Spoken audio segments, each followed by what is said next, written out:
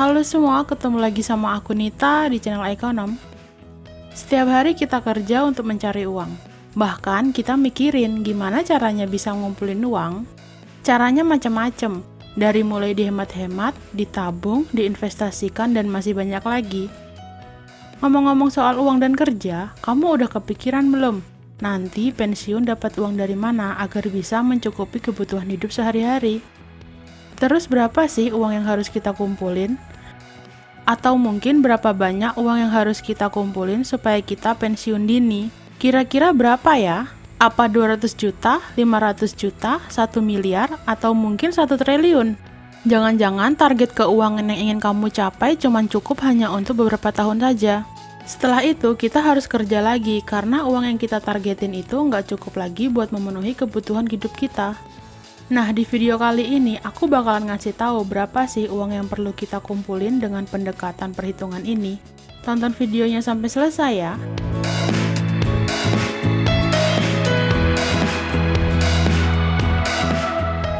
Pendekatan teori perhitungan ini disebut dengan 4% rule. 4% rule ini adalah sebuah konsep perhitungan dana pensiun yang diteliti oleh William Bengen tahun 1998. Dan dipublikasikan oleh Universitas Trinity dalam bentuk artikel. Mereka membuat perkiraan perhitungan berapa sih bagian dari dana yang dimiliki untuk bisa dipakai namun tetap menyisihkan dana pensiun. Dengan catatan, dana yang dimiliki berupa investasi, baik itu obligasi, saham, atau deposito, perhitungan ini adalah jumlah penarikan maksimum yang bisa dilakukan agar tidak kehabisan dana di masa pensiun. Dengan asumsi, gaya dan kebutuhan hidup kita nggak berubah. Aku kasih contoh perhitungan sederhana yang aku buat sendiri menggunakan konsep 4% rule ini ya. Dengan asumsi uang yang kita dapat berasal dari tabungan kita sendiri. Termasuk di dalamnya dana investasi yang sudah kita siapin sebelumnya.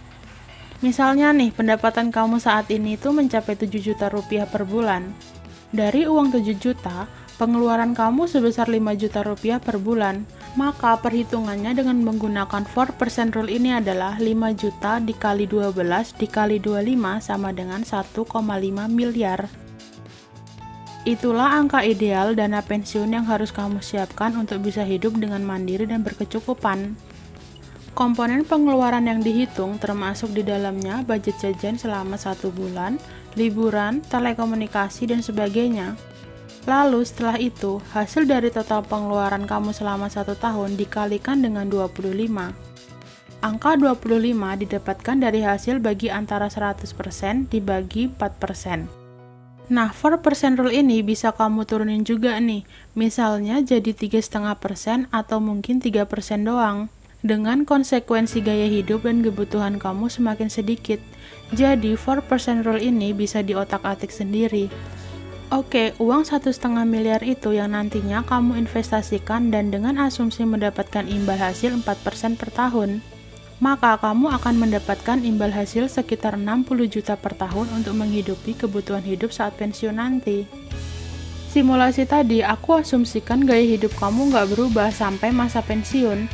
Nah, dengan dana 1,5 miliar, itulah angka ideal uang pensiun yang harus kamu siapkan untuk bisa hidup dengan mandiri dan berkecukupan di masa pensiun nanti.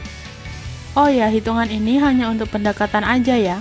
Karena tentu aja daya beli uang sebesar 1,5 miliar itu nggak akan sama di 25 atau 30 tahun yang akan datang. Karena kan ada inflasi, daya beli uang 100.000 di 20 tahun yang lalu pasti nggak sama kan dengan sekarang. Nah, perhitungan yang aku buat tadi tentu saja nggak bisa jadi acuan baku ya. Ada banyak faktor yang harus dirinci dan dihitung, seperti sudah tidak punya hutang, tidak punya tanggungan, udah punya dana darurat, punya asuransi, dan masih banyak lagi.